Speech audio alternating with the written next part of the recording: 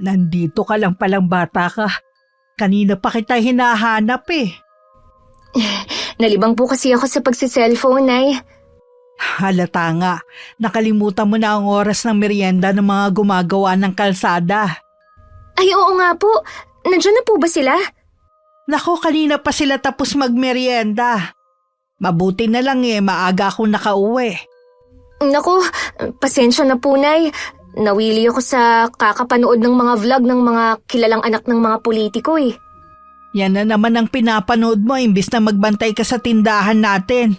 Ano bang mapapala mo sa kakasubaybay sa kanila, ha? Natutuwa lang po kasi ako sa mga content nila. Tungkol ba sa mga buhay nila? Yung mga biyahe nila sa iba't ibang bansa, pati mga binibili nilang mamahaling mga gamit, katulad ng bag, tsaka mga damit. Wala ka namang mapapala sa paghanga mo sa kanila eh. Ni hindi ka nga nila kilala. Kapag po kasi nakakapanood ako ng mga vlog nila, pakiramdam ko kasama na rin nila ako sa mga lugar na pinupuntahan nila. Tigilan mo na nga ang kakasubaybay sa kanila. Hindi nga natin alam kung saan galing ang perang ginagastos nila sa mga luho nila eh. Hindi naman po imposible, 'di ba? Mayaman ang pamilya nila. Marami silang pera. Yung isa po sa kanila mayor ang ama. Tsaka may mga negosyo po sila. Ang iba po contractor ng mga malalaking kumpanya. Naku anak, napaka-inosente mo pa nga talaga. Wala kang alam. Siguro po, Nay, kung hindi kayo naghiwalay ni Itay, mayaman na rin tayo. 'Di ba, contractor din ang trabaho niya? Lahat kasi ng contractor na kilala ko, malalaki ang bahay, tsaka ang dami nilang sasakyan. Ito lang ang masasabi ko sa'yo anak ha. Kahit kontraktor pa ang Itay mo, hindi tayo yayaman gaya ng iniisip mo. Hindi siya katulad ng mga kilala mong kontraktor. Siguro nga po, dahil hindi nakakakuha ng magandang project ang Itay, kaya ganun. Basta anak, tigilan mo na ang pagsubaybay sa mga yan ha. Hindi naman sila makakatulong sa atin para umangat eh. Libangan ko lang naman po ang panunood ng mga video nila eh. Nakakamangha naman po talaga ang buhay na meron sila. Kahit naman po sino katulad ng buhay nila ang pinapangarap. May maraming bahay dito, tsaka sa ibang bansa. May private plane pa, at napakaraming mamahaling sasakyan. Ay, ang swerte naman nila, Nay. Nasa kanila na ang lahat. Huwag mong kainggitan ang buhay na meron sila. Hindi nga natin alam kung saan ba galing ang ipinagmamalaki nilang yaman. Saan pa ba manggagaling ang pera nila? Tama na nga ang usapan na to. Bantayan mo muna ang tindahan natin ha. May gagawin lang ako sandali. Sige na nga po, Nay. Doon ko na lang itutuloy ang panonood ko. Kami na lang ni Inay ang magkasama sa buhay mula na maghiwalay sila ni Itay. Kahit nagbibigay naman ng tatay ko, madalang naman kami magkita dahil sa probinsya na siya nakatira. Mula nang mauso ang mga vloggers, sila na ang mga sinusubaybayan ko araw-araw. Ang paborito ko nga ang mga sikat na lifestyle vlogger. Na paboritong ibida ang marangya nilang buhay na pangarap ng kahit sino. Ay, sana balang araw, maranasan ko rin ng ganyang buhay. Magsusumikap talaga ako para matupad ang pangarap ko. May sari-sari store si Inay na dati libangan lang niya. Pero ngayon kinukuhanan na rin namin ng pang-araw-araw na gastusin. Maliban pa doon, may 4 kaming paupahan na apartment. Kaya masasabi ko na maayos naman ang buhay namin kumpara sa iba. Malapit na po ang piyesta dito sa atin pero ang pangit pa rin ng kalsada. Wala tayong magagawa kahit magreklamo pa tayo. Kanino po ba kasing project yan? Kanino pa ba? Di kay Mayor Brent. Ay, kaya naman pala ang tagal. Kay Mayor pala. Alam nyo, kaduda-duda din ng biglang lobo ng yaman ng pamilyang yan eh. Ikaw na bata ka. Ayoko nagsasalita ka ng laban sa pamilya ni Mayor kapag nasa labas ng bahay natin. Mahirap na. Hindi natin alam kung sino ang nakadikit sa kanila. Alam mo naman dito sa atin, maraming balimbing. Hindi naman po lingid sa mga taga rito kung anong klaseng pamilya ang mga yun. Kita nyo nga, mula nang maging mayor yung si Brent, biglang naging mansyon ang bahay nila. Tapos, yung dalawang anak, sa abroad na nag-aaral. Buti sana kung hindi natin alam ang kabuhayan nila noong araw. Hindi natin sila pwedeng husgahan agad hanggat walang ebidensya. Hindi na po kailangan. Alam naman ng mga taga rito kung anong hocus-pocus ang ginawa nila para yumaman ng ganun. Isa lang ang opinyon ko. Marumi talaga sa mundo ng politika. Kahit gaano pa kabuti ang intensyon mo sa paninilbihan sa tao, mababahiran talaga yun ng kontrobersiya. Kita mo nga ang lolo mo noon. Kahit anong pamimilit sa kanyang tumakbo bilang mayor hindi talaga siya napilit ng mga tao. Si lolo naman po, kahit hindi tumakbo, marami naman siyang natutulungan eh. Kaya nga, tsaka ayaw niya ng sakit ng ulo. Tsaka Nay, yung kontraktor nitong kalsada na ginagawa, taga rito lang pala sa atin. Oo. Nung isang araw ko lang din nalaman. Nagtataka nga ako kung bakit kailangan isekreto pa eh. Malaki siguro ang kita ni Mang Nilo. Wala pang isang taon nakapagpatayo na ng malaking bahay. Kaya minsan, naiisip ko na kung hindi kayo naghiwalay ni Itay. Malamang, malaki na rin ang bahay natin. Bakit ba dyan na naman napunta ang usapan natin Kalsada ang topic natin kanina. Kaya ko lang naman po nabanggit itong kalsada dahil nga malapit na ang piyesta sa atin. Bala ko po kasing mag-imbita ng mga kaibigan. Pwede naman, unahan mo lang na ang pangit ka mo ng daan papasok dito sa atin. Ay, ganun na nga po. Lagi pa namang umuulan tuwing piyesta dito sa atin. Sigurado ang putik nun. Wag na lang kayong gumala nun. Dito na lang kayo sa loob ng bahay. Sa pagkakaalam ko, si Mang Nilo ay dating tauhan lang ni Itay. Dati ko rin ka-eskwela nung high school ang bunso niyang anak na si Arvy. Naalala ko pa nun, maliit lang ang bahay nila at pangkaraniwan lang ang buhay. Nagtataka lang ako kung paano nangyari na bigla silang yumaman ng ganong kabilis. Bigla rin nag-iba ang ugali ni Aling Elsa na dati nakakausap pa namin ni Inay. Sa amin kasi sila nangungutang noon ng bigas at delata. Ang bilis mo naman yatang umuwi ngayon. Tapos ka na ba mag-shopping? Konti lang na pamili ko Wala kasi yung bag na gusto ko. Baka bilihin ko na lang yun online. Dumating na ba si Megan at Lara? Wala pa ang dalawa mong anak. Baka gabihin na naman ang mga yun ng uwi. May mga bantay bang kasama? Oo, pinasama ko sina Andoy at Rocky sa kanila. Mabuti naman. Mahirap na kasi ang panahon ngayon. Mga babae pa naman ang mga anak natin. Siya nga pala, huwag mo munang babanggitin kahit kanino na paalis na sa 1 linggo ang anak nating si Arvy papuntang ibang bansa para doon mag-aral. Ha? Nasabi ko na sa friends ko Tsaka, sigurado ako na nagpa-despedida rin ang anak mo sa mga kaibigan niya. Wala naman sigurong masama kung malalaman ng ibang tao Totoo naman, nasa ibang bansa na mag-aaral ang anak natin. Hayaan mong mainggit sila. Hindi mo kasi naiintindihan Baka pagdudahan na tayo ng ibang tao kung saan nanggagaling ang pera natin. Bakit naman nila tayo pagdududahan? Siyempre, iisipin nila na sa trabaho mo galing ang pera natin. Sabagay nga, bobo naman ang mga tao Kita mo nga sa pagpili pa lang ng iboboto. Paano? Katapat lang naman yan 500 o 1,000. Kahit nga wala basta tropa, iboboto nila. Oo nga. Kaya alisin mo na yung kaba mo. Wala ka naman sa politika Kaya puro sa gobyerno lang ang project na hawak ko nitong mga nagdaang buwan. Nasa likod mo naman si Mayor Brent. Hindi ka nun pababayaan. Ano ba yung hawak mo na yan? Listahan ito ng mga sasakyan. May gusto kasi akong bilhin kotse. Gusto ko sana na yun na lang ang iregalo mo sa birthday ko. May sasakyan ka naman Luma naman na yun. Gusto ko yung bago at mamahalin. Sige.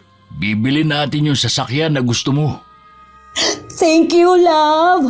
Ay, sigurado, naluluwa na naman ang mga mata ng friends ko kapag nakita nilang bago kong sasakyan. Basta para sa inyo ng mga anak ko, lahat ng gusto niyo ibibigay ko. Yumakap pa sa asawa ang babae sa sobrang saya. 1 buwan na lang kaarawan na niya. Malaking handaan ang balak niyang gawin para sa nalalapit na kaarawan. Sisiguruhin niyang lahat ng kilala sa bayan namin, negosyante man o nasa politika, iimbitahan niya. Isang araw malakas na bagyo ang tumama at sentro ang lugar namin. Dati-rati naman hindi kami binabaha dahil mataas ang lugar namin. Pero ngayon inaabot na rin at minsan umaabot pa hanggang tuhod. Ay, mabuti pa tong baha. Kahit ipagtabuyan mo na, ayaw pa ring umalis. Ito na ba ang tinatawag na forever? Nako, wag mong hangarin na hindi na humupa ang baha. Kung alam mo lang ang sakit na dala niyan at perwisyo na rin sa ating mga residente. 2 linggo na po ang baha na yan eh. Dati naman, hindi tayo binabaha. Bakit kaya ngayon ganyan na? Hindi ko nga rin alam anak eh. Ngayon nga lang nangyari to. Baka dahil malakas talaga ang bagyong dumaan. Kung kailan naman ginagawa pa ang kalsada natin, tsaka pa nangyari to. May sasabihin nga pala ako sa'yo. Muntik ko nang makalimutan. Ano po yun eh? Sa 1 linggo na kasi ang birthday ni Elsa. Kukunin niya akong taga-selby sa kusina. Pumayag naman ako, sayang din yun eh. Akala ko naman po eh, inimbita kayo para sa birthday niya. Balita ko wala siyang inimbitang mga taga rito eh. Mula na magkapera sila, nagbago na rin siya. Siguro po, hindi niya talaga kayo itinuring na kaibigan nun. Hindi man lang niya naalala ang mga panahon na sa inyo siya tumatakbo kapag may kailangan siya. Hindi ko na iniisip yun. Ang importante, nakatulong ako sa kanila noon. Tsaka tinanggap ko rin yung trabaho para makapasok ako sa mansyon. Gusto ko rin kasi makita ang loob ng bahay nila eh. Kahit naman po sino eh, hinahangad na makapasok sa bahay na yun. Kukwento ko na lang sa'yo kung ano ang itsura ng loob. Nay, baka naman pwede niyong banggitin kay Mang Nilo yung mga utang ng mga tauhan niya dito sa tindahan. Hindi ka mo natin alam na basta na lang lalayas ng walang pasabi. Sige, kukuha lang ako ng tiyempo para sabihin. Kahit kay Elsa para masabi niya sa asawa. Ang liit na nga lang po ng kita natin. Matatakasan pa tayo. Baka naman bumalik pa ang mga yon. Hindi rin naman kasi makakatrabaho kung baha nga naman. Naku Nay, umalis po sila bago pa bumagyo. Intensyon talaga nila na takasan ang utang nila sa atin. Kung sakali man na hindi natin makuha ang perang yun, ipasa Diyos na lang natin. Dumating ang araw ng birthday ni Aling Elsa. Maaga pa lang naroon na sa mansyon si Inay. At ilang pang mga kababaihan na inupahan para tumulong sa paghahanda. Ako muna ang bantay ng tindahan namin ng araw na yon.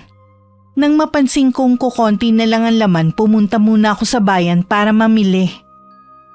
Pagbalik ganun na lang ang gulat ko dahil may checkpoint papasok sa amin. Sabi ng bantay wala daw munang papasok dahil yun ang utos ng Ma'am Elsa nila. Kaarawan daw nito at tanging pinapayagang pumasok ay ang mga bisita niya. Sir, nandyan lang ang bahay ko. Kung iikot pa ako, lalo lang akong mapapalayo. At ang mahal ng pamasahe ko. Ang dami kong dalang paninda para sa tindahan namin. Pambihira naman kayo. Baha na nga sinarhan pa ang daan. Pahirap naman yan sa aming mga residente. Ang dami ko pang sinabi pero hindi man lang naawa sa akin. Nakita kong ipinagtulakan ng ibang tao na nagpupumilit na makapasok.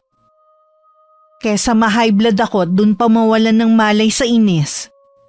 Napilitan na lang akong tumalikod at tumikot para lang makauwi. Nagsisisi din ako kung bakit ko pa naisipang umalis ng araw na yun. Dahil mas malalim ang baha sa dinaanan ko, basa ako nang umuwi sa amin. Inumaga na rin ang uwi si Inay at halata sa kanya ang matinding pagod. Wala na muna sana akong balak sabihin. Pero nakarating na rin pala sa kanyang kaalaman ang ginawang pagsasara ng daan papasok sa lugar namin. Totoo po yun, Nay. Namili kasi ako ng paninda natin eh. Pagbalik ko may checkpoint na. Kahit anong pakiusap ko, hindi talaga ako pinadaan. Kesa naman matulad ako sa iba na nagpupumilit makapasok. Umiikot na lang po ako. Hindi ko rin maintindihan si Elsa kung bakit kailangan pa niyang gawin yun eh. Sabi po ng bantay ayaw daw kasing maabala yung paparating na bisita. Yung mag-ama nga rin ni Aling Maring sa labas nagpalipas ng magdamag dahil hindi makapasok. Wala naman daw kasing pera para umikot pa. Galing pa naman sila sa pagpapa-check up. Nauna po siguro akong nakauwi sa kanila. Kung alam ko lang sana isinabay ko na sila. Grabe talaga sa perwisyo ang ginagawa nila. Mga walang awa. Sinabi mo pa.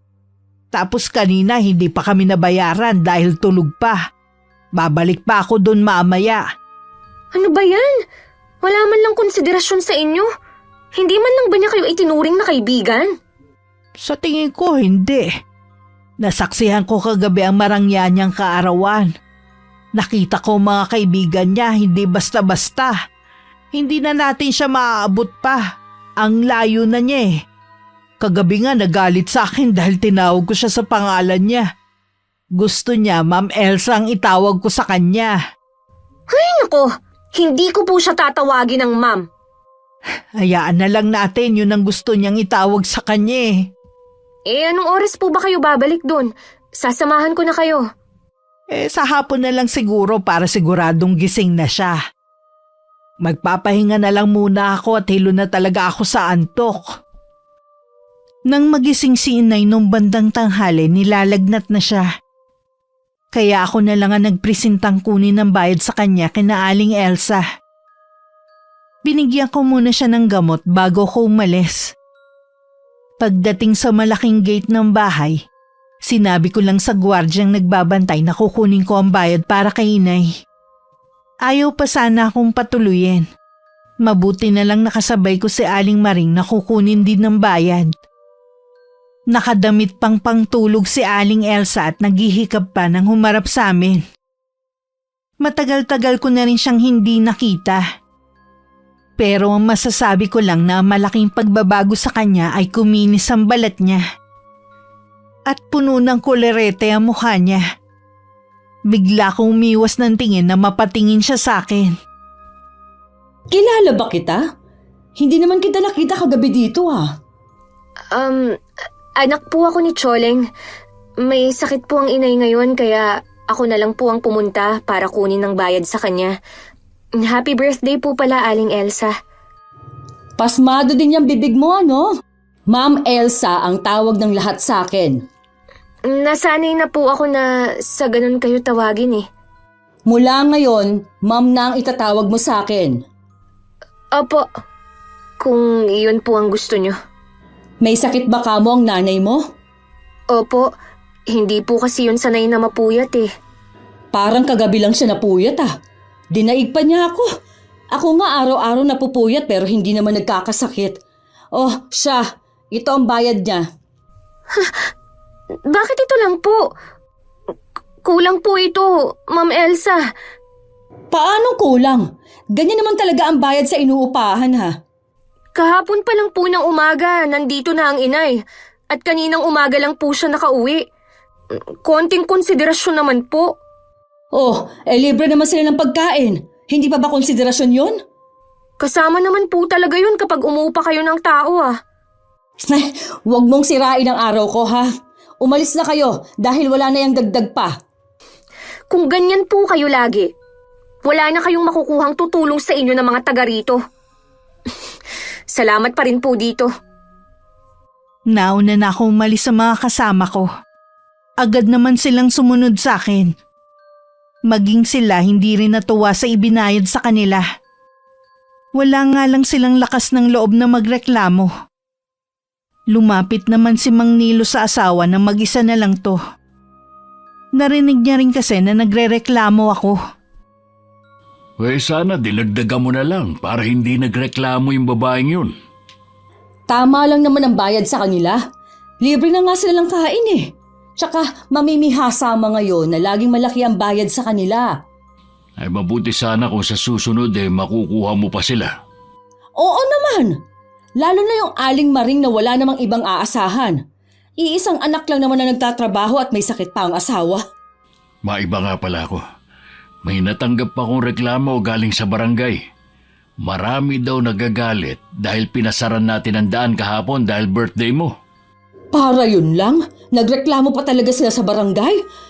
Hindi ko naman habang buhay ipinasara. Sino ba yung mga nagrereklamo? Wala na namang problema. Kanina ko pa naayos. Sinabi ko lang naman sa'yo. Ay, ano ba yan? Ang saya ng selebrasyon ng birthday ko kagabi. Pagising ko, may mga issue na kaagad. Huwag ka na ma-stress. Maliit na bagay lang naman yun. Ang mabuti pa, luluwas na muna ako. Sa isang bahay muna natin kami tutuloy ng mga anak mo ng ilang araw. Plano kasi ng mga anak mo na mag-shopping at balak na rin mag-vlog kagaya ng mga influencer ng mga anak ng mga politiko. Ganun ba?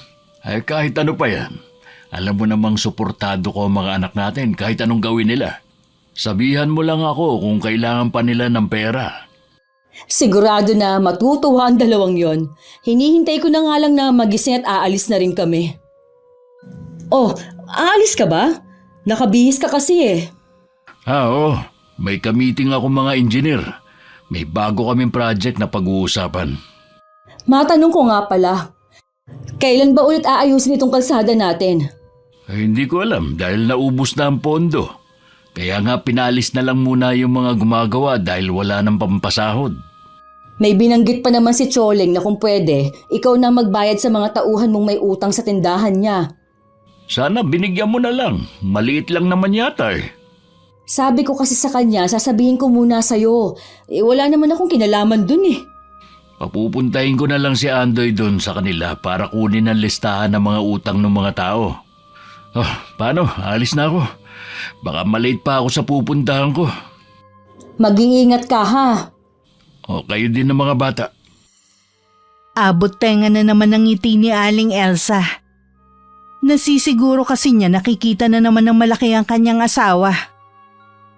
Ilang sandali pa pinagising na niya sa mga kasambahay ang mga anak para makagayak na sila sa pag-alis. Samantala, hindi rin makapaniwala si inay na yun lang ang ibinigay sa kanya ni Aling Elsa. Alam niya kasi na hindi yun sapat sa pagod at puyat na kanilang dinanas. Hayaan na lang natin, huli na rin naman yun eh. Napansin ko na malaki na ang ipinagbago ni Aling Elsa sa itsura at ugali. Iba talaga ang nagagawa ng pera sa tao. May binanggit ba siya tungkol sa utang ng mga tauhan ng asawa niya? Wala po, Nay. Huwag na rin tayong umasa na mababayaran pa yun. Ang mabuti pa, kalimutan na lang natin ang pangyayaring to. Oo nga po. Wala rin namang mabuting maidudulot sa atin eh. Meron pala akong sasabihin sa'yo. Kaya pala wala si Arvy kagabi sa kaarawan ng ina, nasa abroad na pala. Doon na raw mag-aaral, sabi ng kasambahay nila. Nakatapos na yun ng kolehiyo ah. Kukuha daw ng panibagong kurso sa ibang bansa. Ang swerte naman ni Arvy. Swerte nga. Pero nakakapagtaka na kaya na pala ni Elsa na pag-aralin sa ibang bansa ang anak nila. Eto pa, hindi ko naman intensyon na malaman eh. Ang daldal ng isa nilang kasambahay. Marami na palang mga bahay ang mag-asawa. Kagabi nga ipinagyabang ni Elsa ang bagong sasakyan na regalo daw sa kanya ng asawa. Na ang halaga halos umabot na ng 10 milyon. Kaya naman po pala ganun na umasta si Aling Elsa. Sa sobrang dami na nilang pera, hindi na nga niya ako nakilala. Nung nandun nga ako sa kanila para talaga akong utusan lang. Kinalimutan na niya ang pinagsamahan namin. Baka hindi naman talaga niya ako tinuring na kaibigan. Marami naman po pala silang pera eh. Sana naman tapusin na nila tong kalsada. Aba, malaking abala na sa atin eh. Palay naman natin pinapahupa lang nila ang baha at saka nila itutuloy ang paggawa. Tuwing walang bumibili sa tindahan, puro Facebook at YouTube pa rin ang pinagkakaabalahan ko. Kaya ganun na lang ang gulat ko na makita sina Megan at Lara na nagva-vlog na rin. Ang fineflex nila ay ang pagsha-shopping nila sa pinakamalaking mall sa Maynila. Ginaya na rin nila yung ibang influencer na sinusubaybayan ko Ang dami agad follower. Mukhang nakuha nila agad ang interes ng mga tao. Pinanood ko pa ang ilang video ng magkapatid. Meron pang ang video kung saan sila nagpapasalamat sa ama nila. Kung hindi raw dahil sa kanilang ama, hindi nila mararanasan ang magandang buhay na pangarap lang ng iba. Mula nga nun sinusubaybayan ko na ang pagbablog nila. Ultimo pagkain sa labas, pineflex pa nila. Hindi ko tuloy maiwasang mainggit sa buhay na meron sila. May dinaramdam ka ba? Ilang araw ka na kasing parang matamlay Ayos lang naman po ako. Napapaisip lang po ako na ganito na lang ba ang buhay natin? Anong ibig mong sabihin?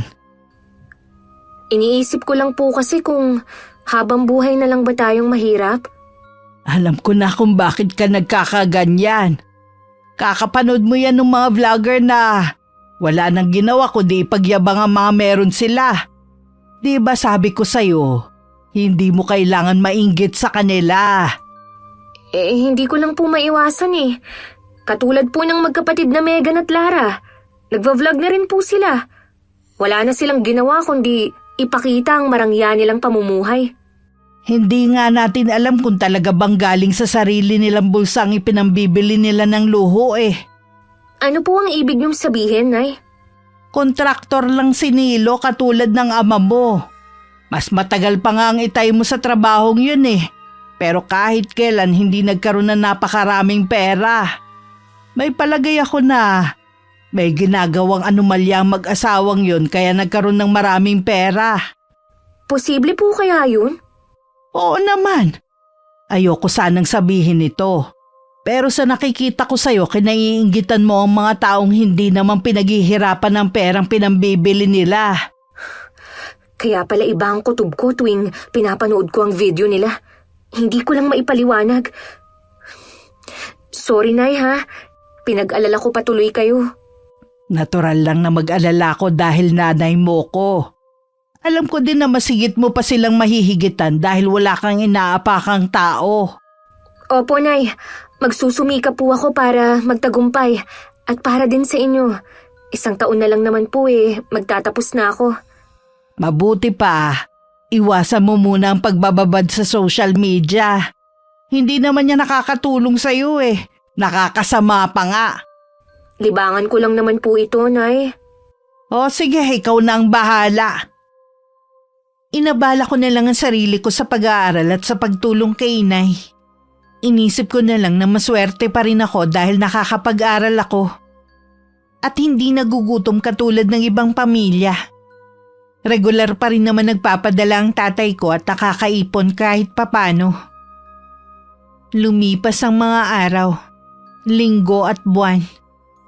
Tuluyan nang hindi naayos ang kalsada namin. Naiiwan yun na nakatiwangwang na lang. Tuwing umuulan din, madalas nang bahain ng lugar namin na lalong nakadagdag perwisyo sa mga tao. Dahil alam nilang si Mang Nilo ang kontraktor ng ginagawang kalsada, siya ang kinu-question nila. Nakasalubong ko sa labas si Kapitan. O ano ang sadya niya? Ang dami daw pumupunta sa kanya at tinatanungan tungkol sa inaayos na kalsada. Pati pagbaha sa lugar natin, kine-question na rin ng mga tao. Normal lang naman na bumaha dahil sa tag-ulan. Tungkol naman sa kalsada na yon, akala ko ba nagawa na ng paraan ni Kapitan? Oo nga kaya lang, laging nauungkat. Bakit hindi mo kausapin si Mayor Brent? Sa kanya naman ang project na yun Kung ako kasi ang tatanungin, mas gusto kong maayos na yon. Ayoko naman kasing kapag nakasakay ako sa kotse natin umaalog pa rin ako sa loob. Hindi na matutuloy ang paggawa ng kalsada, wala nang ang pondo. Ha? Saan napunta? Binili na ng bago mong sasakyan at luho ng mga anak natin. Wala ka bang bagong project? Siyempre meron. Hindi ako mawawalan basta nakadikit lang ako kay Mayor. Yun naman pala Ang mahalaga, hindi tayo mawawalan. Alalahanin mo, hindi na sanay ang mga anak natin sa mahirap na buhay. At ayoko na rin bumalik sa panghihiram ng bigas tuwing walang kakainin. Huwag kang mag-alala, hindi na tayo babalik sa ganong klaseng buhay. Pangako ko yan sa inyo ng mga anak natin. Tuwing naaalala ko kasi ang pangyayaring yun sa buhay ko, nakakaramdam ako ng matinding hinanakit sa buhay. Hindi mo na kailangang alalahanin pa nakaraan. Magpapabigat lang yun sa nararamdaman mo. Pipilitin ko na hindi na alalahanin ang bagay na yon. Mabuti naman. Ayoko na pati ang mga anak mo mag-alala sa'yo. Ang mabuti pa, sa labas na lang tayo kumain ng hapunan para naman marelax tayo pareho. Kasalukuyan si Inay ang nagbabantay noon ng tindahan nang dumating si Aling Elsa sa bahay namin. Labis naman ang ipinagtaka ni Inay. Pero hindi niya yun ipinahalata kay Aling Elsa. May mga kasama pang bodyguard ng babae na dinaig pa ang mga nasa politika. Naligaw ka yata, Ma'am Elsa. Dito talaga ang sadya ko. May kailangan kasi ako sa'yo. Sabihin mo na kung anong kailangan mo. Maya-maya kasi dadagsa na ang mga magmemeryenda sa tindahan ko Naghahanap kasi ako ng kasambahay. Pinaalis ko na kasi yung dalawa. Naalala ko yung anak mo. Baka gusto niya o di kaya kayo mag-ina para magkasama kayo sa trabaho. Nag-aksaya ka pa talaga ng oras mo para pumunta dito? Seryoso ako sa inaalok ko sa'yo kaya wag mo akong tawanan. Kita mo nga na may tindahan ako Ako pa talagang inaalok mo maging kasambahay sa mansyon nyo. Eh di yung anak mo na lang para naman makatulong sa'yo. Nakakatulong sa akin ng anak ko. At lalo pa niya akong matutulungan kapag nakapagtapos na siya sa pag-aaral. Nag-aaral pala ang anak mo. Hindi ko alam. Civil engineer ang kurso niya. Baka naman may mairerekomenda ka sa akin na pwedeng pumasok na kasambahay sa akin. Halika ng taong nilapitan mo. Kahit may kakilala pa ako, hindi ko mairerekomenda sa'yo dahil sa ugali mo. Ano bang problema mo sa ugali ko, ha? Huwag mong sabihing inggit ang pinagmumulan ng galit mo. Hindi ako maiinggit sa'yo kahit kailan. Talaga? Hindi ka naiinggit sa akin na may malaki akong bahay at meron din sa ibang lugar? Sa mga kotse ko at mamahaling gamit? Imposible na hindi ka mainggit.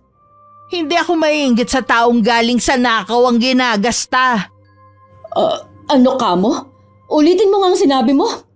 Ang sabi ko, siguradong galing sa kaban ng bayan ng perang ginagasta nyo. Dahan-dahan ka sa sinasabi mo, ha? Baka nakakalimutan mo kung sinong kaharap mo.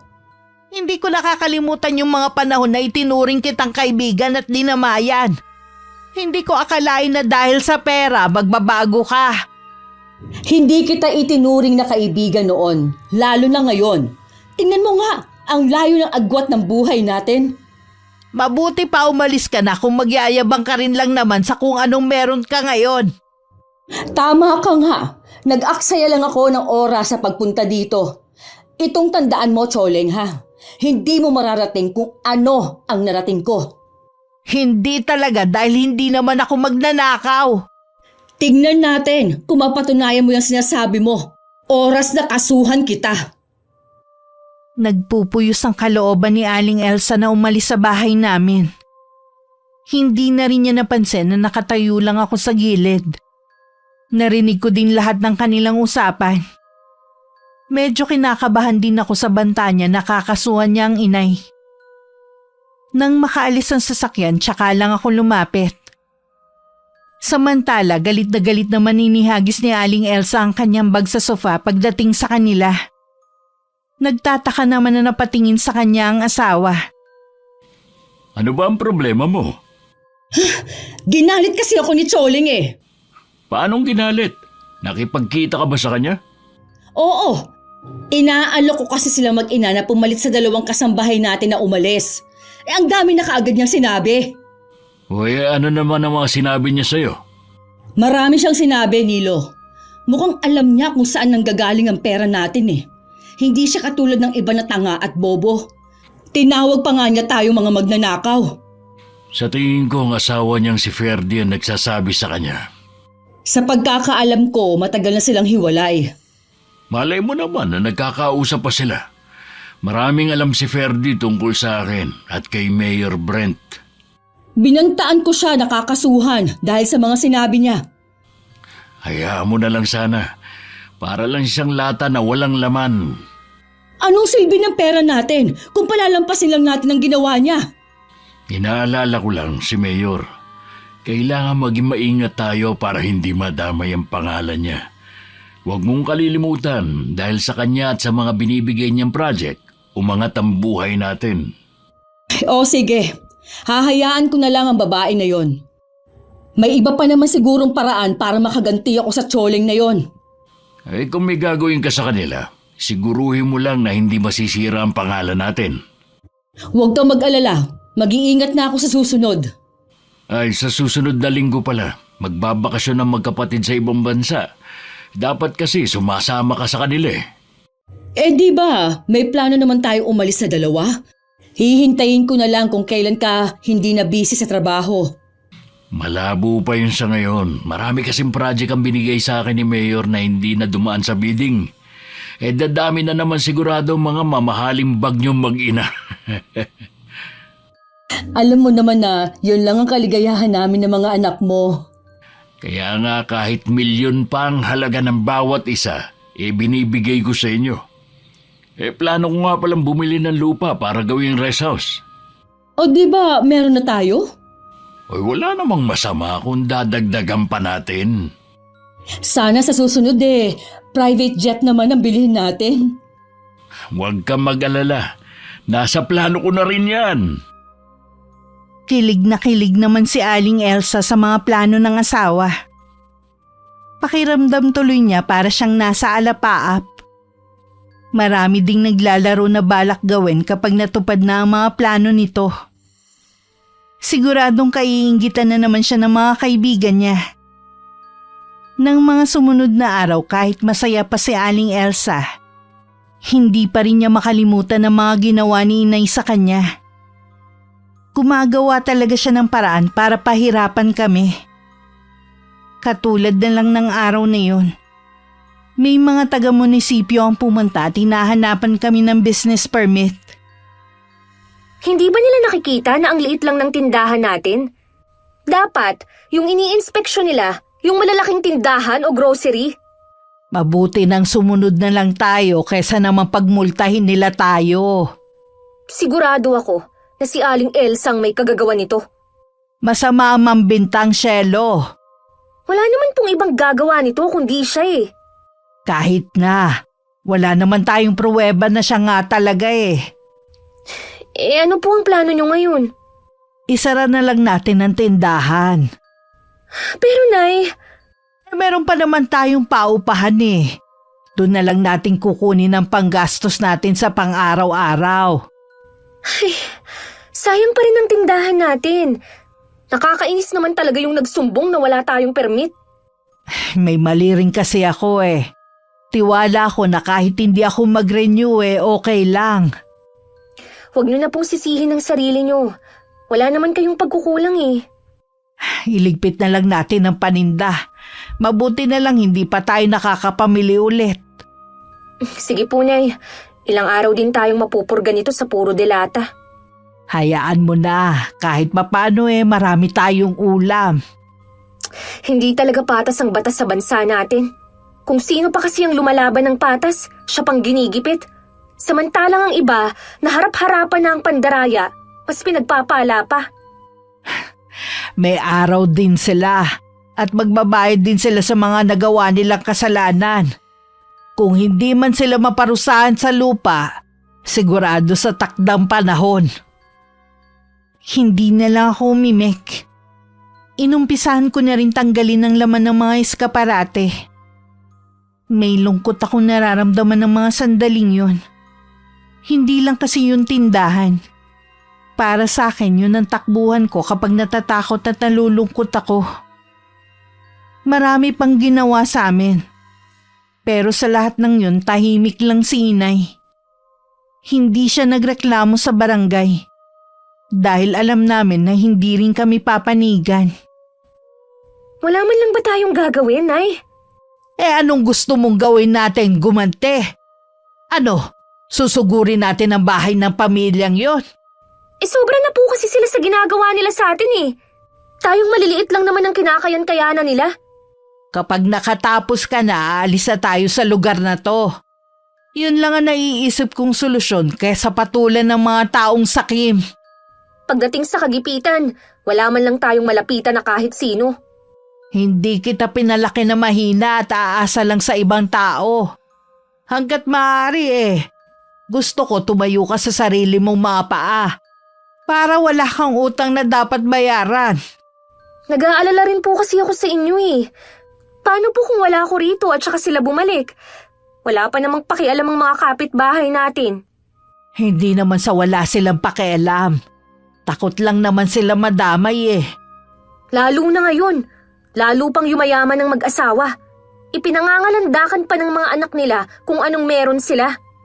May hangganan ng lahat ng yaman at kapangyarihan nila. Hindi sa lahat ng oras kagustuhan nilang mangyayari. Basta Nay, kapag wala ako, mag-iingat ka rito ha. Ikaw ang mag-iingat at ikaw ang laging nasa labas ng bahay. Opo Nay, iniingatan ko naman po ang sarili ko. Tuluyan na ngang inabandona ang kalsadang ginagawa. Parusa pa sa amin ng baha tuwing umuulan. Habang nagdurusa ang mga tao, ang mag-asawa naman madalas naming malaman na nagpa-party sa bahay nila. Sa pilitan din nilang binibili sa murang halaga ang mga lupa sa lugar namin. Ano? Nasisiraan ka na ba ng bait ha? Ano bang mapapala mo kung bibilhin mo ang lupa ko ha? Alam ko naman na kapritsyo lang ang dahilan. May balak akong gawin sa lupang kinatitirikan ng bahay mo. Kaya nga gusto kong bilhin. Hindi ko to binebenta. Maghanap ka na lang ng ibang lupa dyan. Mahihirapan lang naman kayo mag-ina kung dito pa kayo titira sa lugar na ito. Ikaw lang naman na nagpapahirap sa amin dito Yang kasakiman ng pamilya mong sumisira sa katahimikan ng lugar na to. Ganun talaga ang labanan ngayon. Kung sinong nasa taas, siyang laging nagwawagi. Kaya ikaw, umayon ka na lang sa nangyayari. Hindi ako aayon sa'yo, Elsa. Sige lang, sambahin mo yung perang hindi naman talaga sa inyo. Darating ang araw, babalik din sa inyo mga ginagawa niyo sa mga tao. Ang dami mo na kaagad sinasabi. Ang gusto ko lang naman itong lupa ninyo. Umalis ka na. Hindi mo ako mapipilit. Katulad ng iba na sapilitan yung kinuhang mga lupa. Hindi ko sila pinilit. Binayaran ko sila para sa lupa nila. Huwag ka na nga magkaila. Hindi ako tanga para hindi malaman ang ginagawa niyo sa mga kapuspalad dito. Nasaan ba ang konsensya mo ha? Meron ka pa ba nun? Tingin ko wala Dahil ikaw mismo nilamon na ng kasakiman mo. Habang tumatagal, lalo mo kong ginagalit sa mga sinasabi mo. Bakit kasi hindi ka pa umaalis sa bahay ko? Para hindi ka manggalaiti sa galit. Wala ka ba papala sa pagpunta mo rito? May araw ka rin sa akin, Choleng. Hindi mo ako lubusang kilala. Hindi mo alam ang kaya kong gawin. Hindi mo rin ako lubusang kilala. Huwag mong ubusin ang pasensya ko. At hindi mo rin alam ang kayang gawin ng taong inaalipusta mo. Narinig ko ang lahat ng pinag-usapan nila. Kasalukuyan kasi kung nasa sala nun. Nang pumasok si Inay, bakas sa kanya ang pagkahapo sa pakikipagtalo kay Aling Elsa. Naupo muna siya sa katapat kong upuan at makailang beses huminga. Siguro para kalmahin ang sarili. Ayos lang po kayo, Nay? Oo anak, nakakapagod din pala ang makipagtalo. Sigurado na babalik pa ang mga yun dito sa bahay. Ako ang bahalang humarap sa kanila. Mag-focus ka lang sa pag-aaral mo. Paano po kung meron silang pinaplano para mapilitan tayong umalis sa bahay na to? Magagawa nila lahat dahil marami silang pera. Pero hindi nila makukuha ang bahay at lupa natin. Mas gusto ko pang ibenta to sa iba. Dadalawa na nga lang tayo Ayoko na may masamang mangyari sa inyo. Alisin mo yan sa isipan mo. Walang masamang mangyayari sa akin. Naisip ko na ibigay na lang kaya natin ang lupang ito at saka tayo magpakalayo-layo. Ganun mo lang kadaling ipapamigay ang lupang pamana pa sa akin ng mga magulang ko? Maiintindihan po nila yun. Ang importante ang kaligtasan natin. Hindi nagsalita si Inay pero alam kong pinag-iisipan na rin niya ang mga sinabi ko. Samantala dahil sa patuloy na pagtanggi ni Inay, lalo lang niyang ginalit si Aling Elsa. Ang dami niyang masamang plano sa amin. Minsan pag uwi ko merong humintong van sa tapat ko at pilit akong hinihila papasok. Mabuti na lang may mga taong nakakita at tinulungan ako. At may naghatid pa sa akin sa bahay. Akala ko po talaga na masasama na nila ako. Mabuti na lang po. May mga tao pa rin ang may mabubuting kalooban na handang tumulong. Oo nga anak, salamat sa kanila. Sinamahan din po ako ng isang alis sa pulisya para magpa-blotter. Pasensya ka na anak kung wala ko sa tabi mo nung kailangan mo ko. Akala ko may ginawa ka lang kaya hindi ka pa nakakauwi. Ayos na naman po ko. Natakot lang talaga ako. Kahit naman sino matatakot sa nangyari. Sino po kaya sila? At anong kailangan nila sa akin? Isang tao lang ang naiisip ko na posibleng gumawa nito. Pero walang ebidensyang magtuturo sa kanya. Si Aling Elsa po ba ang tinutukoy niyo? Wala nang iba. Alam ko na gusto kanyang gamitin para mapilitan akong ibigay ang gusto niya. Natatakot na tuloy ako na lumabas ng bahay. Sasamahan kita lagi sa paglabas mo. Babantayan kita. Hindi ako makakapayag na maulit ang nangyari sa'yo. Nakarating naman kay Mang Nilo ang ginawa ng asawa dahil nagsumbong sa kanya ang isang tauhan. Galit naman na kinausap niya ang babae sa ginawa nito. Wala ka na ba sa sarili mo para gawin yun? Ang daming nakakita sa nangyari. Sinabihan na kita na mag-iingat ka sa ginagawa mo dahil hindi lang pangalan natin ang masisira. Pasensya ka na, Nilo. Desperada na kasi ako kung paano ako makakaganti sa tsoling na yon. Hanggang ngayon, nagmamatigas siyang ibenta ang lupa niya. Yun lang ang dahilan mo para ipadukot ang anak niya, ha? Ang babaw naman ang dahilan mo. Tapos yung mga kinuha mong tauhan, puro palpak naman. Huwag ka na magalit sa akin. Hindi naman masisira ang pangalan mo dahil sa nangyari. Walang nakakaalam na akong nasa likod sa tangkang pagdukot sa babaeng yon. Bakit mo ba pinag-iinteresa ng lupa ng mag-inang yun? Ang dami namang lupa. Gusto ko lang kasi na mawala na sila dito. Wala akong pakialam kung saan sila mapunta pa. Basta ako, ayoko na silang makita.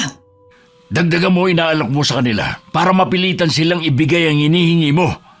Basta huwag ka nang gagawa ng ganong bagay. Oo na, hindi ko na gagawin yun. Nadala lang kasi ako ng nararamdaman ko Hindi na rin napigilan ni Inay na hindi sugurin si Aling Elsa. Hinintay lang niya na makaalis ang asawa nito bago siya nagpaalam sa gwardya. Sinabi lang niya na inaasahan siya ng amo at pag-uusapan nila ang tungkol sa lupa. Naniwala naman ang gwardya at pinapasok na siya. Anong ginagawa mo dito? Paano ka nakapasok? Pinapasok ako ng gwardya niyo. Sabi ko lang na inaasahan mo ang pagdating ko. Nagsinungaling ka pa talaga para lang papasukin ka. Bakit ka ba nagagalit ha? Ikaw nga basta ka nalang sumusulpot sa bahay ko Magkaiba yon. Ano ba kasi ang kailangan mo? Sabihin mo na at marami akong gagawin. Alam ko na ikaw ang gustong magpadukot sa anak ko.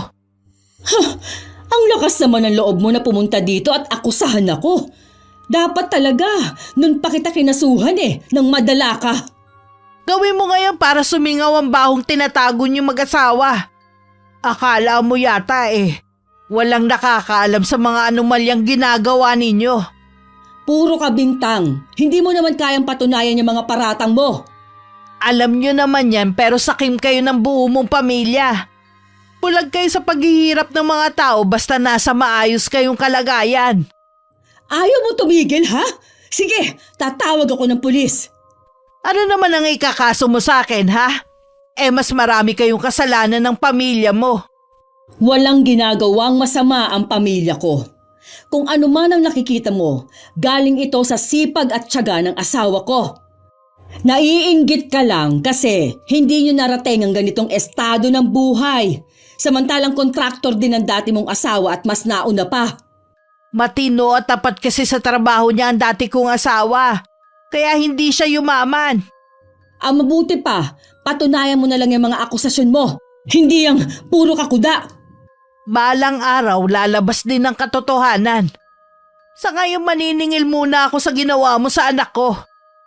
Hindi ako papayag na saktan mo ng kahit sino ang anak ko. Sinabi na nga wala akong alam sa sinasabi mo. Guard! Guard! May nakapasok dito! Hindi mo kailangan sumigaw. Nasabi ko na ang sadya ko.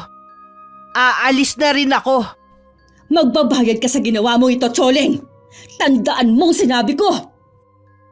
Bago pa sumugod si inay sa mansyon ng mag-asawa, may nakahanda na siyang plano. Kaya naman nung pumunta sa bahay namin ng mga inutusan ni Aling Elsa, hindi na kami nabutan. Lalo naman nang gagalaiti sa galit ang babae nang malaman na naisahan namin siya ni inay. Bakit ba sumisigaw ka dyan? Natatakot na ang mga anak natin sa'yo. Ang walang hiyang babaeng yun. Naisahan niya ako. Si Choleng na naman ba? Oo, siya na naman. Hindi mo na dapat kasi pinapatula ng mga katulad niya. Tingnan mo tuloy ang epekto sa'yo. Baka mamaya niyan magkasakit ka pa.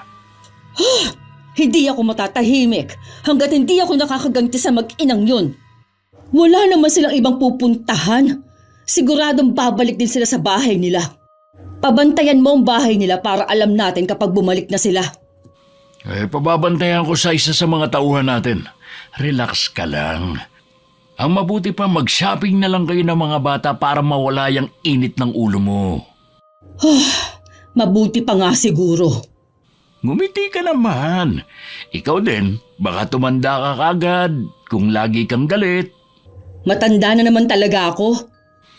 Kaya nga lalo kang tatanda niyan. Lalo mo pa talaga akong ginagalit Mag-ayos ka na nga lang. Aalis din ako ngayon at may kakausapin akong importanteng tao. Napapansin ko, napapadalas yata ang pag-alis mo. Trabaho ang dahilan ng lagi kong pag-alis. Isipin mo na lang sa bawat pag-alis ko, magpapasok ako ng pera sa bahay na ito. Kailangan ko pang sipagan para maibigay ang mga gusto ng mga anak mo. Palaki na ng palaki ang hinihingi nila. Sa bagay nga. Naisip ko nga din, sa ibang bansa na lang kaya tayo tumira. Hindi pa ako makakaalis dahil kailangan pa ako ni Mayor. Kailangan pa natin magpayaman ng husto para kapag nagretiro ako, pwede na tayo sa ibang bansa tumira. Alam ko na matutupad ang pangarap natin na yan, kaya pagbutihin mo pa. Alam ni inay na hindi kami titigilan ni Aling Elsa. Kaya minabuti naming lumayo na muna. Sa isang maliit na bahay na pag-aari rin ng nanay ni inay kami tumutuloy. Medyo luma na ang bahay. Sa katagalan na walang nakatira, pinamahayan na ng mga gagamba at paniki. Konting linis lang naman, maayos na muling tingnan ng buong kabahayan. Magtatagal po ba tayo dito? Depende sa sitwasyon. Bakit ganun ang mapipera? Para tayong mga laruan lang sa kanila. Akala kasi nila kapag may pera na sila, wala nang makakatalo sa kanilang kapangyarihan. Doon sila nagkakamali. Okay lang naman po kung dito na tayo titira. Sawa na ako na lagi na lang nabababad ang paa ko sa baha. Kung hindi sa baha, sa putik naman dahil sira ang kalsada. Meron na nga pong alipungang paa ko eh. Malayo nga lang to sa mga kapitbahay. Ayos lang naman po kahit walang kapitbahay. Doon sa bahay natin, may mga kapitbahay nga, wala naman silang pakialam. Kailangan muna natin pag-isipan ang gagawin natin. Akala ko nga hindi mo magugustuhan dito dahil malayo nga. Okay lang naman po kung ibibenta na lang ang bahay natin. Dito na lang tayo tumira. Ay, magpahinga na lang muna tayo. Napagod ako sa paglilinis eh. Mag-iikot lang po ako, Nay, ah. Mamaya na lang ako magpapahinga. O sige, huwag ka lang lalayo at hindi mo pa kabisado ang lugar na to. Pagkaalis ko, hindi naman natulog si inay. Pumasok siya sa isang kwarto na hindi namin nilinisan. Nakatambak doon ang mga iba't ibang kasangkapan na hindi na ginagamit. Isang baul lang nilapitan niya na nakalagay sa sulok. Binuksan niya yun at inilabas ang mga laman. Ayoko sanang gawin to pero pinipilit mo ko. Sumobra ka na ng tangka mong ipadukot ang anak ko. Humanda ka sa akin. Kahit sa pamamagitan man lang nitong gagawin ko, mabigyan ko ng hustisya ang mga taong inapi nyo. Hindi naman nagtagal, umuwi na rin ako. Puro puno at halaman lang naman ang nakikita ko. Malayo sa amin ang sunod na bahay. Sa ibang araw na lang ako mag-iikot-ikot. Sabi ni inay, hindi naman daw mahirap ang sakayan sa lugar. Medyo mahal nga lang ang pamasahe. Nakatulog po ba kayo, Nay? Hindi, iha. Gusto ko lang ilapat ang likod ko sa higaan. Saan ka naman nakarating? Dyan lang po sa malapit. Mapuno naman pala dito sa paligid, no, Nay? Kaya pala malamig ang klima. Hindi katulad sa inalisan natin. Talagang gusto mo dito Hindi naman po yata halata. Malapit mo na nga akong makumbinse na dito na lang tayo tumira. Kayo pa rin po ang bahalang magdesisyon sa bagay na yan, Nay. Gusto ko lang naman po kasi ng tahimik na buhay. Nang sumunod na araw, inasikaso agad ni inay ang pagpapakabit ng kuryente sa bahay. Hindi naman problema ang tubig sa amin. Dahil may sarili kaming poso sa likod ng bahay. Sa nakikita ko kay inay, parang gusto na rin niyang dun kami tumira. Hanggang isang araw, isang balita ang bumulaga sa amin. Kalat na sa social media at mainit na pinag-uusapan. Talagang may itinatago ang pamilya Bautista tungkol sa yaman nila. Sabi ko na sa'yo hindi sa marangal galing ang yaman nila. Paano kaya nila naaatim na gastusin sa mga luho nila ang pera ng mga tao? Inaasahan na magiging maayos na ang kalsada natin. Yun pala, ibinulsa na nila yung pera kaya hindi na natuloy ang pagpapaayos. Ayon pa sa balita maraming ghost project ang kinasangkutan ni Mang Nilo. Yan na ang umpisa ng pagbagsak ng pamilya nila. Sus! Sa dami po nang nakulimbat nila paanong bagsak ang mangyayari sa kanila? Mauubos din ang yaman na lagi nilang ipinagmamalaki. Kahit estudyante pa lang po ako, alam ko na malaki na ang ambag ko dahil nagbabayad na rin ako ng tax. Paano nila nasikmura na pag-interesa ng pera ng mga tao? Hey! Naku! Nakakagigil naman! Ang sobrang kasakiman ng mga namumuno at mga galamay nilang nagpapahirap sa ating mga maliliit na tao. Kung pwede nga lang silang parusahan ora mismo Kaya lang, panig nga palang hustisya sa mapipera. Hindi man sila maparusahang lahat. Kahit makaganti man lang sa mag-asawang Bautista. Paano pong ganti ang gagawin nyo? Bahala na. Nasabi ko lang naman yon dahil sa matinding galit Hindi ko pa rin kasi makalimutan ng ginawa nilang pagtatangka na dukutin ka. Kung talagang tama ang akusasyon sa kanila, dapat ikulong na sila bago pa makaalis ng bansa. Yun nga ang dapat. Pero mabagal ang mga tagapatupad ng batas dito sa atin Nang mga sandaling yon, nagpapanik na rin si Aling Elsa sa bahay nila. Ang mga anak naman nila na dinudumog ng bash sa mga social media account nila ay nag-deactivate na muna dahil sa walang tigil na pagbato sa kanila ng masasakit na salita. Anong gagawin natin, Nilo? Mawawala ang lahat ng ito sa atin? Pati ang mga anak natin nakakaranas na rin ng pambubuli sa mga tao. Huminahon ka muna. Nag-iisip na ako ng paraan. Sabi ng mga bata, susunod na lang daw sila kay RV sa ibang bansa. Natatakot na rin sila dahil nakakatanggap na sila ng pagbabanta. Hindi na nga sila makalabas ng bahay Mabuti pa nga at sumama ka na rin sa kanila. Hindi kita pwedeng iwan dito. Dadamayan kita sa lahat ng oras. Salamat naman at handa ka pa ring damayan ako. Asawa mo ko. Nangako tayo sa isa't isa noon na magmamahalan at magdadamayan habang buhay. Ayoko lang kasi kayong madamay ng mga anak natin. Di ba alinang ako na lang ang managot sa lahat ng mga pagkakamali ko? Kaya mo lang naman nagawa yun dahil gusto mo kaming bigyan ng masaganang buhay. Kaya lang dumating na ang araw ng paniningil sa atin. Huwag ka mag-alala.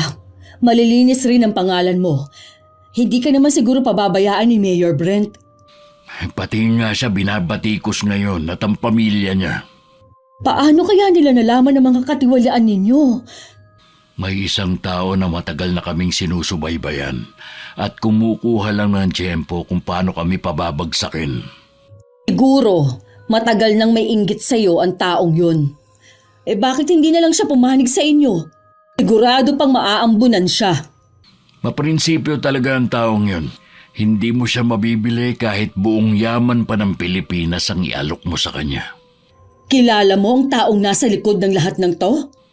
Oo, si Ferdy.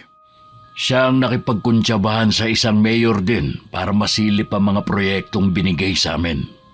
Ang dating asawa ni Choling? Ang walang hiyang yun. Nagparamdam ulit para sirain ang buhay natin. Ay, sumpain siya! Isama na ang mag-inang yun. Pinapahanap na nga si Ferdy kung nasan siya ngayon. Wala na siya sa probinsya nila eh. Hindi kaya magkakasama silang tatlo? Kaya bigla ring nawala ang mag-ina?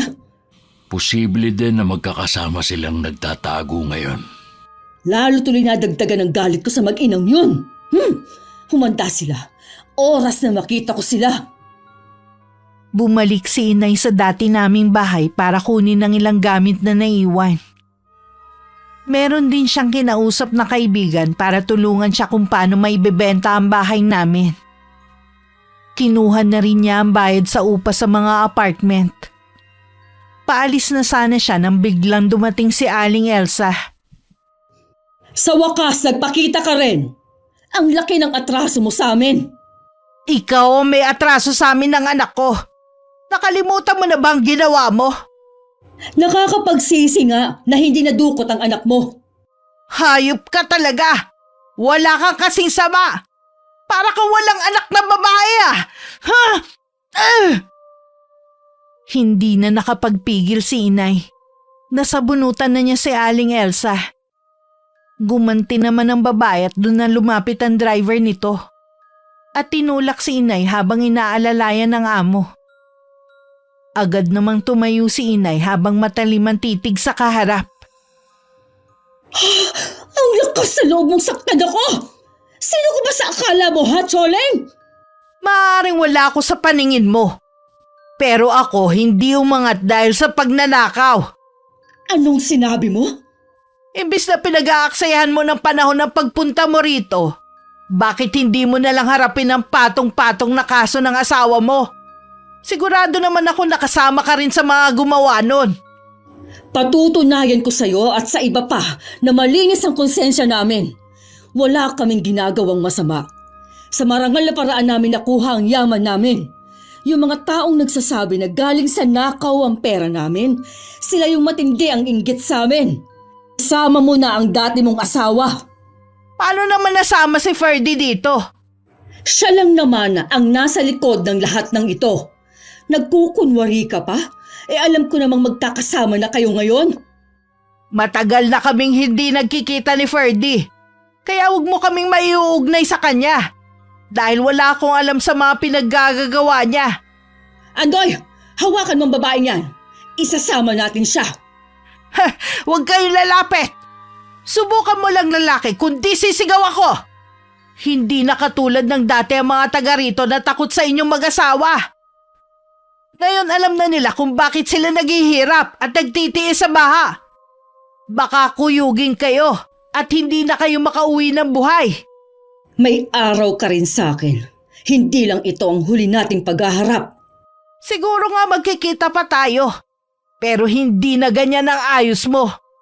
Iraman ang pangalan namin mag-asawa. Hindi na mawawala ang yaman namin. Sisiguruhin ko naman na habang buhay kayo magdurusa ng asawa mo. Igaganti ko ang anak ko at ang mga taong ninakawan mo. Ano naman ang magagawa ng isang tulad mo, ha? Dahil sa marami ka ng pera, nakalimutan mo na ang minsan na ipinagtapat ko sa'yo. Wala akong maalala sa mga sinabi mo noon. Paano? Hindi mo naman talaga ako itinuring na kaibigan. Ginamit mo lang ako noon para hingan ng tulong. Hindi ko alam ang mga sinasabi mo. Sige lang, itanggi mo ngayon. Balang araw, maaalala mo rin ang lahat ng sinasabi ko. Sandali lang, Choleng. Huwag ka munang umalis. Gusto mo ba talagang subukan ng mga tao rito? Ipipilit mo pa rin na isama ko ng labag sa kalooban ko, ha? Sige, umalis ka na. Mabilis nang lumayo si Inay.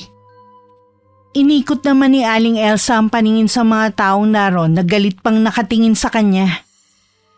Ilang sandali pa niyaya na niya ang driver na umuwi sila. Hanggang makarating sa bahay, niisip pa rin niya ang mga sinabi ni Inay sa kanya. Dumating naman ang asawa na parang pasan ng buong daigdig dahil sa anyo.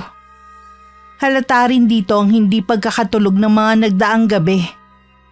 Sandaling nawaglit sa kanyang isipan ng mga sariling alalahanin. Ihanda mo mga gamit mo. Ha? Bakit? Nakausap ko si Kapitan. Marami na raw ang bumabaliktad sa pagsuporta sa atin. Marami nang galit sa atin. Baka daw bigla na lang tayong sugurin dito sa bahay. Hindi ako aalis sa bahay natin. Mas dapat nga nagdito lang tayo para hindi makapasok ang mga nagtatangka. Dagdagan mo na lang ang mga bantay dito para proteksyon natin. O sige, yan na lang ang gagawin natin. Nagkita nga pala kami ni Choleng kanina. Saan kayo nagkita? Sa bahay niya kanina. Ibig sabihin bumalik na siya dito sa atin? Hindi. Mukhang may kinuha lang siyang gamit. Sinaktan pa nga ako ng babaeng yun. Lumabang ka ba? Oo naman. Ang tapang naman niya para saktan ka. Wala bang ginawa si Andoy? Gusto ko nga sana siyang ipakaladkad pero maraming tao makakasaksi. Di bale, babawian na lang natin siya sa ibang pagkakataon. Palaisipan lang sa akin ang sinasabi niya. Alam ko na meron siyang masamang plano sa atin. Ano naman ang magagawa ng isang tulad niya, Aber? Hindi ko pa alam, pero sabi niya, alam ko daw ang kaya niyang gawin dahil sinabi niya yun sa akin dati. Kalimutan mo na ang sinabi niya. Ginugulo niya lang ang isip mo. Hindi pa rin mapalagay si Aling Elsa. Kahit nung nakahiga na, paulit-ulit niyang binalikan sa isip ang nakaraan. Kung kailan hindi pa ganun ang buhay nila. Tinuring naman talaga niyang kaibigan si Inay. Pero nung magbago ang buhay nila, pinaiwas na siya ng asawa niya. Malalim na ang gabi nang makatulog si Aling Elsa. At doon na nga siya dinalaw ng masamang panaginip. Nag-uusap daw sila ni Inay nang biglang magbago ang itsura nito. At naging mangkukulam. Mga yugyug sa braso ang nagpagising sa kanya. Nilo? Nananaginip ka yata ng masama. Umuungol ka kasi. Oo. Naalala ko na ang sinasabi ni Choleng. Ano ba ang napanaginipan mo? Nilo, naalala ko na may alam pala sa itim na karunungan si Choleng. Sa akin lang niya sinabi yun. Inaral daw niya yun sa lola niya. Sigurado ka ba dyan? Oo, sigurado ako. Anong gagawin natin? Alam kong maghihiganti siya sa atin.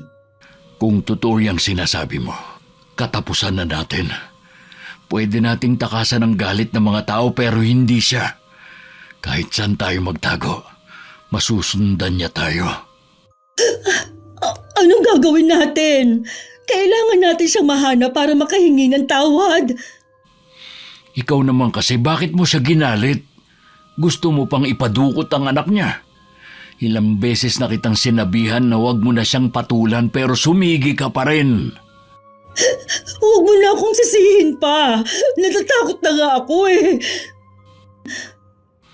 Ipapahanap ko siya. Kung kailangan magbayad ako ng malaking halaga, gagawin ko. Bilisan mong paghahanap sa kanya. Baka bilang na lang ang mga araw natin. Bakit ba sunod-sunod ang mga problemang dumarating sa atin? Matatapos din ang mga ito. Ang paghahanap muna kay Choling ang unahin natin. Masasabi kong tahimik at masaya naman kami sa bago naming tinitirhan. Sa social media na lang din kami nakikibalita sa mga ganap sa mag-asawang Bautista.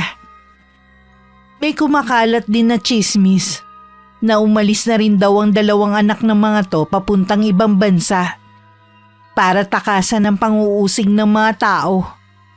Wala nga lang patunay kung totoo nga ang balitang kumakalat. Ibig pong sabihin, silang mag-asawa na lang ang nakatira sa malaking bahay nila? Tsaka yung mga kasambahay nila, syempre. Tigas din ang mga mukha nila, no? Nakausap ko nga yung kakilala natin dun eh. Yung pinagbabantay ko ng bahay natin. Handa raw magbayad ang mag-asawa sa kung sino makakapagturo ng kinaroroonan natin. Ginawa naman nila tayong parang kriminal, samantalang sila itong maraming atraso. Eh kahit ubusin pa nila ang yaman nila sa paghahanap sa atin, hindi nila malalaman kung nasan tayo. Ang laki na nga ng problema nila. Nag-aaksaya pa talaga sila ng panahon para hanapin tayo. Hayaan natin silang mabaliw sa kakahanap sa atin. Oo nga, no, Nay. Ay, nako. Ibibilad ko na nga muna tong mga nilabhan ko para matuyo na agad. May kutob ako kung ano ang dahilan ng paghahanap niyo sa amin. Siguro naalala na ni Elsa ang sinabi ko noon na lihim na pagkatao ko. May sinasabi ka ba, Nay? Ah, wala anak. Ituloy mo na ang ginagawa mo. Pupunta muna ako sa kusina, ha? Lumipas ang mga araw at linggo. Hindi pa rin kami natatagpuan ng mga taong inutusan ng mag-asawa na hanapin kami. Habang tumatagal para nang mababaliw sa kakaisip si Aling Elsa. Habang ang asawa naman, abala sa mga kaso na kailangan harapin niya. Hindi kaya nagsinungaling lang sa'yo si Choling noon? Sana nga, nagsinungaling na lang siya sa akin. Pero masama ang kutob ko. Tigilan mo na kasi ang pag-inom ng alak. Hindi naman kasi nakakabuti yan eh. Kaya din kung ano-anong pumapasok sa isip mo. Yan lang kasi nagpapalimot sa akin kaya kailangan ko ang alak. Pareho lang tayo ng pinagdadaanan. Kailangan mo maging matatag. Hinihintay pa tayo ng mga anak natin. Namimiss ko na ang mga anak natin. Kailan kaya natin sila ulit mayayakap? Parang gusto kong pagsisihan na hindi pa tayo umalis ng bansa. Nahihiya lang kasi ako kay Mayor Brent na iwan siya sa ere. Pwede naman tayo umalis ah. Ganun lang nga lang ang gawin natin. Sundan na natin ang mga bata, Nilo. Huli na ang lahat, Elsa.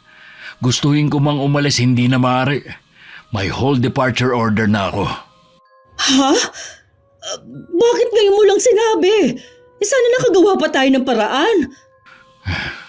Ikaw, may pagkakataon ka pang umalis. Sundan mo na ang mga bata sa ibang bansa. Doon pwede kayong magbagong buhay. Hindi ko kaya na habang masaya at tahimik kaming namumuhay ng mga anak mo sa malayong lugar. Naghihirap ka dito. Hindi ako aalis. Mas gusto ko pang samahan ka dito. Sa mga susunod na araw, baka isa-isa nang mawala sa atin ang lahat ng ito. Hindi. Ayoko na bumalik sa dating buhay. Wala ka na ba magagawang paraan? Kahit si Mayor Brent wala na ring magagawa. Matibay kasi mga ebidensya laban sa kanya. Bumaliktad na rin ang mga dating kampi sa kanya. Ayoko sanang sabihin ito. Pero parang kinakarma na tayo sa mga ginawa natin. Sana lang huwag na nilang idamay ang mga anak natin. Wala naman silang kinalaman sa nangyayari. Siguro nga karma na ito sa atin. Mabuti na rin na wala na sila dito dahil gusto nila pati mga anak natin kasama sa kakasuhan dahil nakinabang daw sa nakaw na yaman.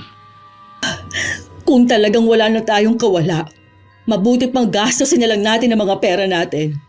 Hindi ako papayag na bawiin nila ito sa atin. Huwag ka munang mawalan ng pag-asa. Baka may himala pang malusutan natin to. Alam mo naman ang batas dito sa atin. Wala namang basta napaparusahan. Sana nga. Pagod na rin kasi ako sa mga nababasa ko tungkol sa atin. Mabuti pa magpahinga ka na. Tigilan mo na yung pag-inom mo. Uubusin ko lang itong isang baso. Sige na, mauna ka nang pumasok. Sigurado ka ba? Oo, papasok na rin ako maya-maya. Magpapahangin na lang muna ako dito. Nang mapag-isa'y tinuon na lang ni Aling Elsa ang buong atensyon niya sa iniinom. Pinagmasdan din niya ang paligid. Parang sumisikip ang dibdib niya sa naiisip na mawawala na sa kanila ang lahat. Iinumin na sana niya ang natirang alak sa baso nang matigilan siya. Nakarinig kasi siya ng kaluskos sa mga halaman. Wala naman siyang pag-aalinlangan na lumapit. At ganun na lang ang takot niya nang bumungad sa kanya ang isang napakalaking buhaya. Isang malakas na sigaw ang bumulahaw sa gabing yun. Agad naman siyang sinaklolohan ng asawa. Ano nangyari? Bakit ka sumigaw? Merong malaking buhaya dyan. Muntik na niya ako makain. Ha? Paano naman magkakaroon ng buhaya dito? Lasing ka na nga yata. Mabuti pa, pumasok na tayo sa loob. Maniwala ka sa akin. Totoo may buwaya dyan kanina. Sobrang laki niya at nakakatakot ang mga ngipin. Sige, para mapanatag ka, titignan ko. Nandyan yun sa likod ng mga halaman na yan. Mag-iingat ka, Nilo. Ayan o, hinawi ko na. Wala namang buhaya. Imahinasyon mo lang yun. Sabi ko naman kasi natigilan mo na ang kakainom mo. Sigurado ako sa nakita ko. Malabong magkaroon ng buhaya dito. Tara na, pumasok na tayo sa loob. Bukas din gusto ko ipatabas mong lahat ng halaman dito. Masyado na malagaw mga to. Hindi na natin nakikita ang paligid. Sige, bukas na bukas din, pagagawa ko yan. Nung gabing yun dinalaw na naman ng masamang panaginip si Aling Elsa. Sari-saring nakakatakot na mukha ang nakikita niya. Pilit siyang hinihila sa madilim na parte. Nagigising na lang siyang sumisigaw at umiiyak. Kahit ang asawa labis na rin nag-aalala sa kanya. Lingid sa kanila ang inay ang nasa likod ng nangyayari kay Aling Elsa. Isang orasyon yun na natutunan ni inay sa lola niya.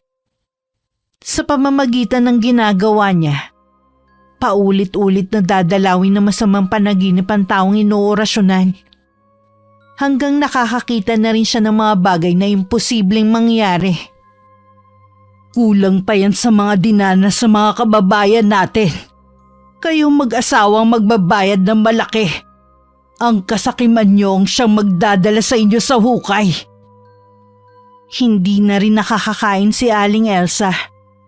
Hindi kasi masarap ang tingin niya sa mga nakahain sa kanya. Mabaho din ang amoy ng mga pagkain sa harapan niya kaya lalo siyang nawawalan ng ganang kumain. Kung hindi ka kakain, magkakasakit ka. Hindi ko kasi alam kung anong nangyayari sa akin eh. Pagkatapos ng almusal natin, pupunta tayo sa doktor para matignan ka. magpapunta ka na lang ng doktor dito sa bahay. Ayoko kasing lumabas ngayon. Nangihina ako. O sige, tatawagan ko si Dr. Ruiz. Itatanong ko kung pwede siyang pumunta dito. Hindi kaya si Choling ang may kagagawa na nangyayari sa akin? Kalimutan mo na ang babaeng yun. Magdasal ka kasi. Ano ka mo? Magdasal? Sa tingin mo kaya, pakikinggan pa ba tayo, ha? Malay mo naman, yun na lang ang makakapagligtas sa atin. Pera na lang ang sinasamba ko. Wala nang iba pa. Ang mabuti pa, kumain ka na lang. Baka prutas na lang ang kainin ko. Wala talaga akong ganang kumain ngayon. Siya nga pala. Tumawag na ba ang mga anak natin? Oo, tulog ka nang tumawag si Arby. Kumusta sila doon? Okay naman sila doon. Kaya lang hindi na rin sila nakakalabas ng apartment nila. Bakit naman? May mga Pinoy daw kasing nakakilala na sa kanila. Hindi magandang natatanggap nilang mga salita sa mga yun. Ano? Kawawa naman ang mga anak natin. Nag-aalala nga din ako sa kanila. Binalaan ko si Arvy na ingatan ng mga kapatid. Akala ko pa naman maayos na ang lagay nila doon. Sapat naman ang pera nila. Kung sakali may masamang mangyari sa atin dito, hindi sila magugutom. Huwag na lang silang uuwi dito sa atin. Mas gusto ko pang habang buhay na silang hindi makita kesa kasama nating magdusa. Mamaya, tatawagan ko rin sila. Gusto ko rin marinig ang kanilang mga boses. Nakikiusap ako sa iyo, Elsa. Alang-alang sa mga anak natin. Kailangan mo magpalakas. Huwag mong hayaan na dapuan ka na sakit. Kaya kumain ka na kahit wala kang gana. Ay, sige na nga. Alang-alang sa mga anak natin. Kahit magkanda duwal-duwal na, pinilit pa rin kumain ni Aling Elsa ng pagkain. Yun nga lang pagkatapos mabusog, isinuka rin niya yun. Labis siyang nagulat at nangilabot nang makita na may mga kasama na buhay na uod ang suka niya. Agad niyang tinawag ang asawa. Totoo ba yan? Oo, Nilo. May sakit na nga yata ako. Baka yun ang dahilan kung bakit ako walang ganang kumain. Parating na rin naman si Dr. Ruiz. Malalaman na natin kung ano ba talaga ang sakit mo. Samahan mo na lang ako sa garden. Gusto ko muna magpahangin. O sige, hindi naman ako aalis ngayon. Maghapon kitang sasamahan. Pagdating sa garden, pareho sila natigilan ng mag-asawa. Nagkatinginan pa nga bago ibinalik ang tingin sa harapan nila. Akala ko ba pinatabas mo ng mga halamang yan? Oo nga. Nandito ako nung linisin yung garden kahapon. Hindi ko alam kung ano nangyari. Bakit bumalik sa dati lahat? Ngayon lang nagkaroon ng kababalaghan sa bahay nito. Alam ko na hindi ito nagkataon lang. Malakas ang kutob ko na kagagawa nito ni Choleng. Hanggang ngayon, hinahanap pa rin siya ng mga tauhan ko. Sa palagay ko, nasa malayong lugar na sila. Ganun talaga kapag nagtatago. Mahirap hanapin. Dumating na pala si Dr. Ruiz. Mabuti at nang matignan ka na niya. Pumasok ka na sa kwarto mo. Sasalubungin ko lang siya. Wala namang nakitang diferensya sa kanya ang matandang doktor. Pero ipinayo pa rin ito na pumunta siya ng ospital para ma-check up ng gusto ang kanyang nararamdamang kakaiba sa katawan. Pagkasuri sa kanya, umalis na rin naman ng doktor. Sa hindi malamang dahilan, bigla na lang lumaki ang tiyan ni Aling Elsa. Malakas siyang nagtititili hanggang pumasok ang asawa. Ano nangyari sa'yo? Bakit biglang lumaki tiyan mo? Pakiramdam ko, merong gumagalaw sa loob ng tiyan ko. Hindi ko na alam gagawin ko. Dadalhin na lang kita sa ospital. Ipahahanda ko lang ang sasakyan natin. Hindi na, Nilo. Hindi doktor ang kailangan ko. Si Choleng ang gumagawa nito sa akin. Hindi nga natin alam kung nasan siya eh. Kaya paano natin malalaman kung siya ang gumagawa niyan sa'yo? Nilo, bakit tinutubuan ka ng malalaking bukol sa mukha mo? Ha? Oo nga no. Ang mga ngipin ko, naglalagas din. Nilo, ano bang nangyayari sa atin? Choleng! Kung naririnig mo man ako, maawa ka sa amin! Huwag mo kaming parusahan ng ganito! Anong ingay yun? Naku po, Bakit? Anong nakikita mo sa labas ng bintana? pinasok na tayo ng mga tao, galit na galit. Sinisira na nila mga gamit sa labas. Kailangan nating makaalis dito. Ayokong abutan nila tayo. Sandali lang, hintayin mo ako rito. Lumabas ng kwarto si Mang Nilo. At makalipas lang ang ilang sandali namumutla siyang pumasok muli. Napansin din ni Aling Elsa na lalong lumalaki ang mga bukol nito sa mukha, na parang pumipintig-pintig pa. Alam niya anumang sandali merong lalabas doon. Hindi na tayo makakalabas dito. Nakita kong binubugbog nila ang mga tauhan natin. Sa bintana na lang tayo makakadaan pero napakataas naman. Ito na ang katapusan natin, Nilo. Tanggapin na lang natin na hanggang dito na lang tayo. Pagpasok ng mga tao sa silid ng mag-asawa, nagulantang sila sa naabutan. Magkatabi ang dalawa at naliligo sa sariling dugo. Wasak ang mukha ni Mang Nilo at kita na ang bungo at labas ang isang mata. May ahas na lumabas doon. Si Aling Elsa naman sabugan siya at nagkalat pa sa saigang mga insekto. Naging palaisipan sa mga nakakita ang totoong nangyari sa mag-asawa. Kumalat sa buong social media ang nangyari sa kanila. Sabi ng mga tao dahil sa matinding usig ng konsensya kaya nagpakamatay ang mga yun. Kung sa bagay nga po. Ay, umuwi na rin pala ang tatlong magkakapatid. Sila tuloy ang sumasalo sa galit ng mga tao. Posible. Tandaan mo, mas matinding kalaban ng usig ng konsensya. Balita ko nga po balik na sa dati ang buhay nila. Ay, parang gusto ko ring maawa sa kanila. Pwede naman silang hindi na umuwi dito sa atin Pero mas pinili pa rin nilang puntahan ng libing ng kanilang mga magulang. Oo nga po pala. Sandali lang, Nay, ha? Mabuti pa gumayak ka na. Baka biglang dumating ang tatay mo. Ako kanina pa nakabihis. Muling nagkaayos sa mga magulang ko at nagkalinawan na rin. Hindi na rin kami bumalik sa dati naming bahay at tuluyan na lang lumayo.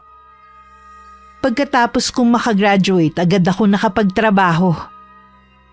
May sarili na akong pamilya noon nang ipagtapat ni inay na binarang niya ang mag-asawa. Tinanong rin niya ako kung gusto ko bang manahin ang itim na karunungan niya. Tumanggi ako at mas gusto kong mamuhay ng walang sinasaktang tao at may takot sa Diyos. Wakas.